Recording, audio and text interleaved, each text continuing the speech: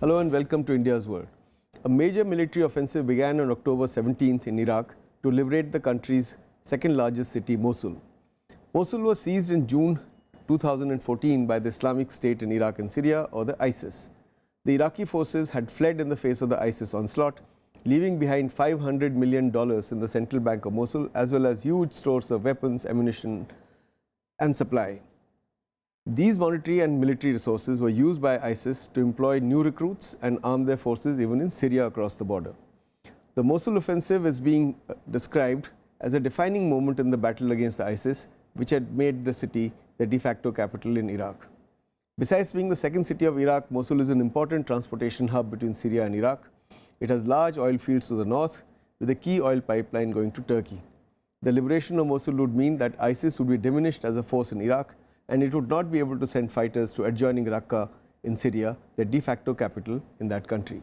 To discuss the importance of the Mosul offensive, we have with us three distinguished experts. We have with us Ambassador R.S. KALHA. He is the former Secretary of the Ministry of External Affairs and was Ambassador of India to Indonesia and Iraq. Professor A.K. Ramakrishnan, he is Professor at the Center for West Asian Studies at the School of International Studies, Jawaharlal Nehru University, New Delhi, and Dr. Waiel Awwad, a senior journalist and West Asia expert. He is also the South Asia Bureau Chief of SANA, the Syrian Arab News Agency based in New Delhi. I welcome you gentlemen to this discussion. Ambassador KALHA, let me begin by asking you a basic question.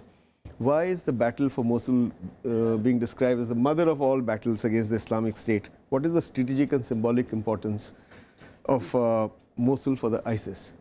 You see, Mosul is a Sunni city, and it has a very important, it's the heartland of the Sunnis as far as Iraq is concerned. So therefore, to control Mosul is a very important factor as far as Iraq is concerned. But let me let you know that, it's not going to be an easy battle, for the simple reason that as you approach Mosul from the south, that is from Baghdad, it's about approximately 390 kilometers from Baghdad. The countryside is very flat, and there are very few what you call habitations. The city itself is surrounded by hills, so the military offensive has to be very carefully drawn out. Yeah. But let me caution you that I don't think that the military battle is going to last very long, because there is an apprehension that the ISIS fighters will probably melt away and go towards Raqqa and perhaps even join up their co-Sunni fighters in Aleppo. I have an apprehension that that perhaps this might be the ultimate result of the Mosul battle. Okay.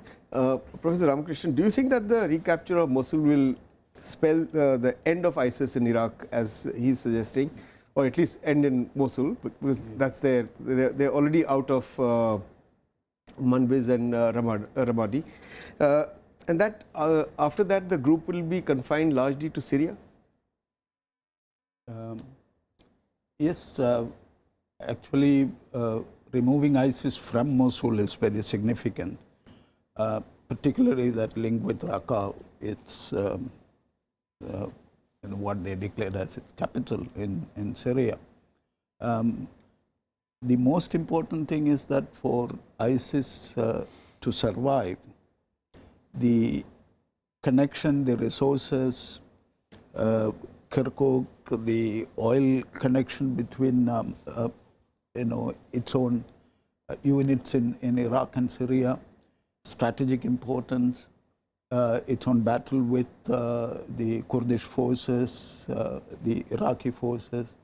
On all these counts, keeping Mosul for ISIS survival is very important. No, but if Mosul is liberated, how is ISIS and its presence affected in Iraq?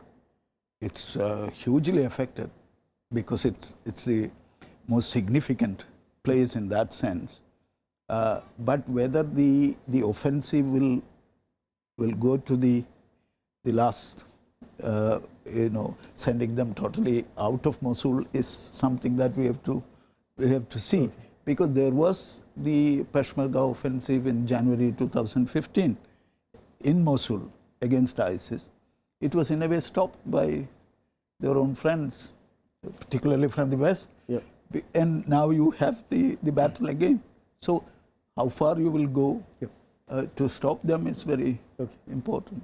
Dr. Awwad, you talked of the Peshmerga, but I'm asking you, excuse me, can you list for us the regional and the international forces that are involved in the battle for Mosul? Well, I think this is the important war on Mosul is very much on the card for the American, because the American have decided, and they are calling the shot in Iraq, Bharat, that they decided to take this ISIS phenomenon from Mosul. It has been decided. So there are forces with the American coalitions have taken part. There's an understanding between the Iraqi government and the Peshmerga of the Kurd area and the American that there will be no public support or Hashd al-Shabi. The forces will not enter into Mosul. So there are forces which is aligned with the Iraqi government to fight. But at the end, the end of the day, it is the worries for the central, for the people of the city, which is actually, as the ambassador is saying, it's the majority were the Sunni, but there are also Shahak, there are also the Christian Yazidis, and there are also the Shia. So it's a composition of Kurd, Shia, Sunni and all, but majority were Sunni, and majority were of them who came back from the Ba'athization of Iraq after the American invasion. So all these forces are being there, but the coalition forces has already been set up. The war is already on, and the American called the shot, and they know that they are going to take this phenomenon out of. It may take some time, but they will take them out. Ambassador KALHA, the Americans are giving air support. There are other forces on the ground. The Iraqi army is there, the Peshmerga is there, the Turks want to get involved, and we're going to discuss all that. But my question to you is, while the short-term objective of all these forces seems to be the same, that is liberation of Mosul, is there any convergence in the long-term perspective on Mosul and Iraq? See, the first question is that even when you liberate Mosul, who is going to administer the city? I think this is a question which even the Americans have not yet been able to resolve. For example, if you hand it over to the Baghdad government, that means that you are handing it over basically to the Shias and the Shia militia, because even the Iraqi army today is 90% Shiite. And if you hand it over to the Kurds, that means again that would be sort of a sectarian involvement. But don't forget, just north of Mosul, you have a Turkish brigade already stationed there. So there is no clarity as to who is going to administer the city. And I think the Americans are going to have a tremendous problem in resolving this issue, because if you don't hand it over to the Baghdad government, then what is the victory that you are ascribing to the Baghdad government? It's basically then a victory which is being snatched away from them and handed over to somebody else. And the fact of the matter is that even if you get rid of ISIS, you have to, at some point in time, cater for Sunni aspirations. And until you do that, you will have you will continue to have problems.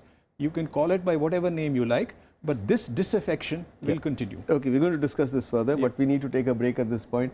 We'll be back with you in a bit. Stay with us. Don't go away.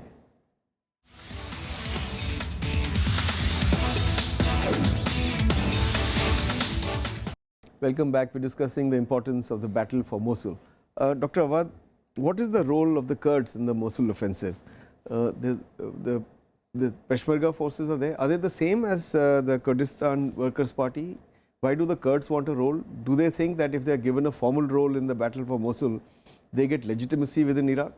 No, I think if we need to have a little bit background of what's happening in the Mosul itself. Since the invasion, Bharat, I'll come back to the same story, because most of the villages were, the majority were the Kurd in that part of the world. The Kurdistan, the American have already gone to Iraq and de facto 3 states. One is the north, which is the Kurdistan province, and the second central, which is now they're working hard to make it a Sunni kind of a state in Iraq, and the south, which is the Shia. So the northern part has always been in Mosul, Kirkuk, where the oil field are the major resources for this country. So they are eyeing it on them, and even the Turkish wanted to take it. So the Kurds of Iraq wanted to have the grab of the city on their own, that this is Kirkuk and Mosul belong to them. So therefore the infighting within Iraq has already started, because with the government of Iraq delegitimizing this takeover, because there was already taken by the Kurd, and they have ethnic cleansing happened there. Then the IS came, then they have ethnic cleansing against other minority. So there is a plan, there is a sinister plot behind. The American fighting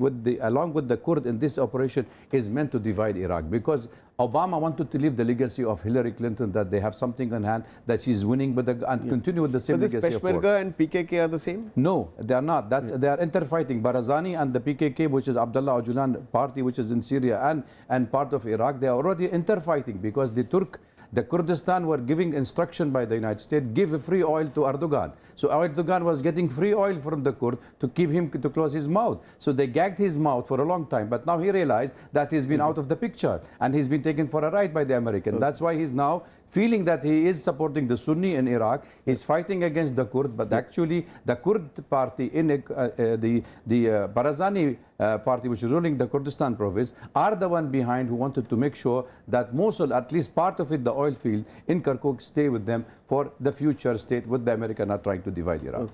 Okay. Professor Ramakrishnan, why is Turkey pushing for a role in liberating Mosul? Because they, as Ambassador KALHA said, they've already posted artillery to bomb ISIS positions, and they've trained a force of local Sunni, Arabs, Kurds and Turkmen, which they say will fight for liberation of Mosul.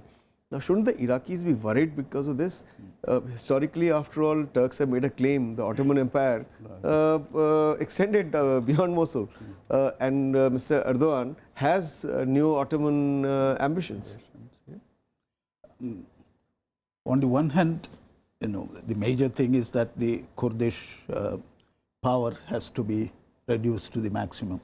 At the same time, they want this kinds of commercial oil and other kinds of relations. Yeah. And the immediate provocation is the involvement of Shia militia in fighting the Mosul offensive. So they don't want the equations to change too much, so that they could have their power, because Mosul is so near to them, be well established there.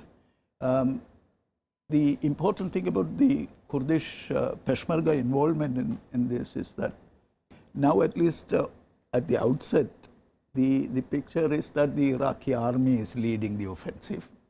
The Americans are supporting them, and the Kurdish people, the Peshmergas, are involved in this. But the Peshmergas are playing a not so significant leadership kind of role as they did in the past, so that a semblance of Iraq together attacking the ISIS is created.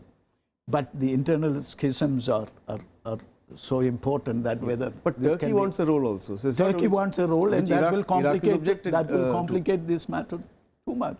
And nobody wants that.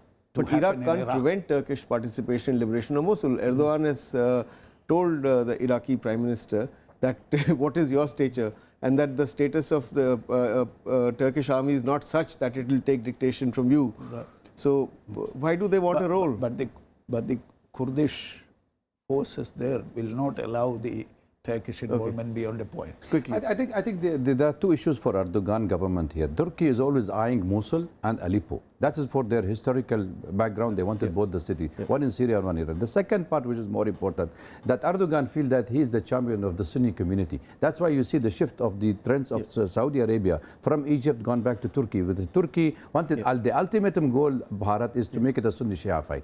That's the ultimatum. Okay, Ambassador KALHA, does Iran have a role in all this, or does it want a role? Because one reads reports that Iran will be definitely kept out of any liberation effort in Mosul. But there are Shia popular mobilization units, or PMUs, which are operating already within Mosul. Now, these PMUs, are they autonomous units, or do they have links with Iran? They certainly have a lot of links with Iran, and I think they take a lot of their inspiration from Iran. So therefore, the involvement of Iran is very much there. You cannot rule out the role which the Iranians will play. And that, I think, is the American apprehension. Because if, for example, the Baghdad government was to be given in charge of Mosul after liberation, in a way, it would also strengthen the Iranian, what they call, links with Iraq.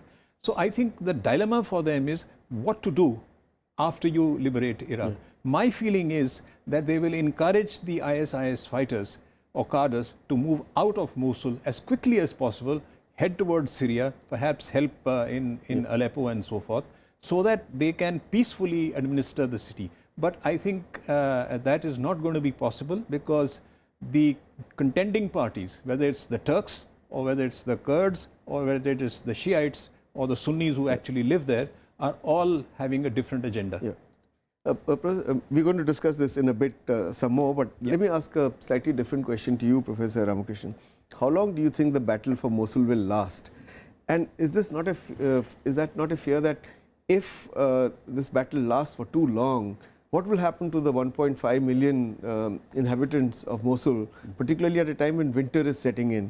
Do you think that that this battle for Mosul would involve cutting off the utilities, electricity, water, food supplies to starve out the ISIS fighters? But in the process, there would be collateral damage to the civilians. Right. Similarly, if you get Americans to bomb Mosul, would the world not say the same thing that the Americans are saying about Russians bombing Aleppo? So, because even there will be collateral damage. Yeah.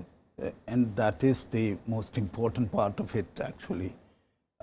Almost half of the Mosul population now are really trying to somehow relocate themselves because of not only what the Iraqi and the American offensive does, but also, in the neighboring villages, the ISIS forces have started their actual move.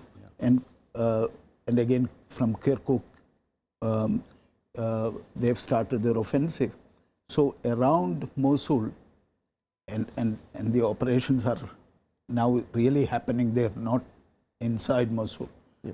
So the villagers are really feeling the pinch already, moving out, particularly because Mosul, in spite of its Sunni majority thing, it's a cosmopolitan city. So non-Muslims and others, the Christians have already left in large numbers. So we're looking at a huge humanitarian crisis. So it is a huge humanitarian crisis unfolding on an everyday scale now. At least half of Mosul's population are now trying to move out. Okay, all right. We need to take a break at this point again. We'll be back in a bit. Stay with us. Don't go away.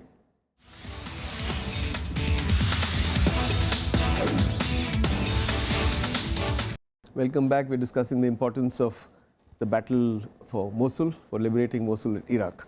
Dr. Awwad, in addition to sparring over military strategy and how to liberate Mosul, Ambassador KALHA had referred to some of the issues that might arise after the liberation of Mosul. So what are the problems that these coalition forces or this combination of forces is going to face in stabilizing Mosul politically and socially? I think the decision is already been taken that the Iraqi government has to be popped up with by making that the popular support, that the government is representative of all the strata of the society of Iraq. That's why you see in the army of Iraq, despite the fact there may be majority, because ultimately the majority of the Iraqi are Shia, but that's not doesn't give it the credit that to be the army. The army have the Christians, have the Yazidis, have the Shabak, having the also Shahak, having the Sunni, and you can see them when they are praying, everybody pray in his own. So that means it's a kind of a coalition because the Iraqi people rejecting IS ideology. In fact, Mosul, if you remember, Mosul was, how did they administer 12,000 IS could take in 2 million people. I mean, even if you scatter the 10,000 around the city, you will not be able enough to govern the city. So I think the Iraqi government is very determined to remove them, and those sympathizers within for the ISS will be removed from that portion.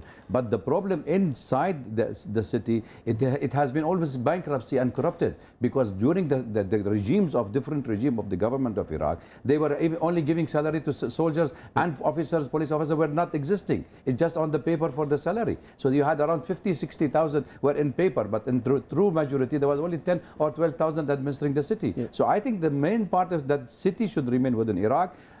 Turkey is out of the picture, that Mosul will not be given to them, and there will be more fighting inside. There will be stability because people of Iraq rejecting that. You see the suffering at the hand of the Yazidis and the suffering of the Christians and the Sunni themselves within the city. At the hand of the eyes, it is an eye opener, and people are shocked. People lost their life, their children, their beloved one. Yes.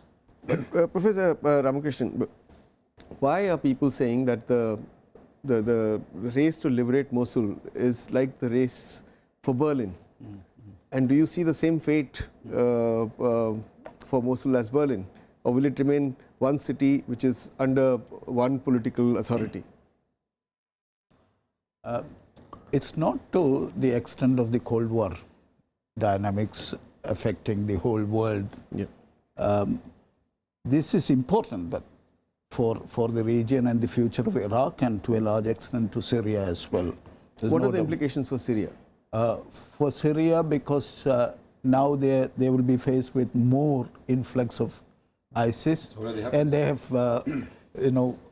war fronts everywhere. That I've understood. I'm saying, but if you manage to stabilize Mosul as a single political entity, what are the lessons for Syria? Can Syria also be stabilized as a single political entity, or you would still have the plan for dividing Syria in place? For them, fighting ISIS would be much more difficult now, because much of the resources and forces are now concentrating on Syria.